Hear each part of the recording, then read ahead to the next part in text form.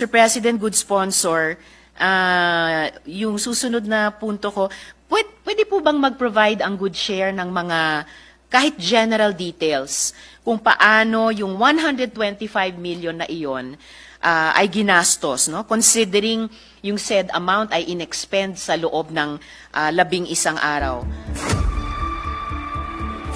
Mr. President, good sponsor, yung susunod na punto ko, pwede po bang mag-provide ang good share ng mga kahit general details kung paano yung 125 million na iyon ay ginastos, no? Considering yung said amount ay inexpend sa loob ng 11 araw. Malay natin, may election dito, best practices ng OVP na yung ibang mga ahensya gamit ito pwedeng pagandahin yung kanilang absorptive capacity considering na yung underspending, gaya ng sinimula nating pag-usapan kahapon, major problem pa rin, no? Tulad sa ating diskusyon sa interpellation kahapon.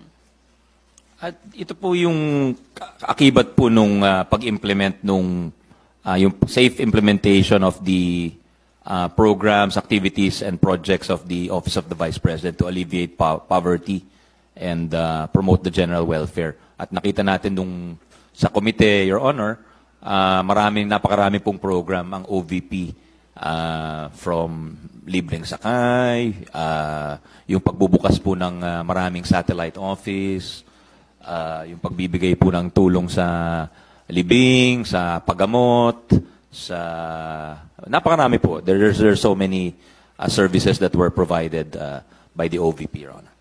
So, ibig sabihin, Mr. President, good sponsor, yung 125 million ginastos sa 11 araw o on average mga 11.3 million a day ay ginamit lahat yan para lang ligtas na maimplementa ang mga libreng sakay o paghahanda para magbukas ng satellite offices o magpalibing, magpagamot na itong lahat, yung pagsisiguro ng kaligtasan nito, yan ay umabot sa on average 11.3 million pesos a day, Mr. President? Yung 11 days, yun po yung period of disbursement ng pera ho. But if you include the period for obligation, it was actually 19 days. And if we look at the services performed or the use of the funds, goes beyond actually the 11 or whether there's 11 days or 19 days. 19 days pertaining to the period from when the SARA was issued, which allows the agency to obligate the funds to the day it's finally paid for, where the services or any contracts are paid for, and thus the cash is considered disbursed.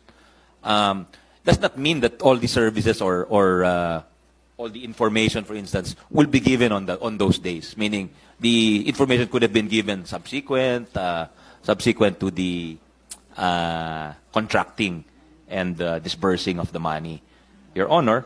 So, tapos yung confidential fund is used to ensure the safe entry for implementation of the programs and, of course, of the Vice President and her staff to various points of the archipelago. For instance, Your Honor, sa Surigao, sa BARM, in other provinces, meron ho talagang mga insurgency dyan. So, kailangan siguraduhin na maganda yung pagpasok ng mga programa at saka ng party ni VP, and to guarantee that the program implementation is also always data-driven. So, thus, the OVP was able to enter several geographically isolated and disadvantaged areas. For instance, in San Remigio, where they distributed pagbabago bags, school supplies, and dental kits to grade 1 and grade 4 school children in 33 barangays. And the CF is also used for purposes of continuous monitoring and validation of claims, especially for those made in or lodged in the satellite offices. So sa Bulacan po, for instance, the Office of the Vice President validated complaints that there were persons selling OVP assistance and forms. So meron hong mga ganong instances na talagang kinakailangan ho.